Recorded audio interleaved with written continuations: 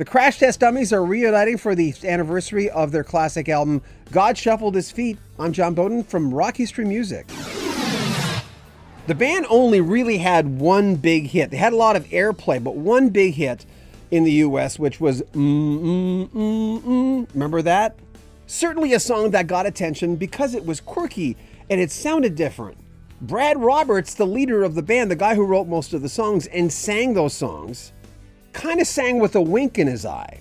Not a bad track on this album. Check out our sister YouTube channel. I'll tell you a little story about how God Shuffled His Feet helped me get through probably the worst breakup of my life. Anyway, that's a much longer story over there. Brad Roberts, as I mentioned, the lead singer, the lead man behind Crash Test Dummies, is getting the band back together. They're doing a handful of US dates. They're a Canadian band. They had 4 Canadian hits on God Shuffled His Feet and 1 in the US, but he lives in the US now. If he still lives in the US, I'm Facebook friends with him. But if you've ever seen them in concert, there's certainly a different experience.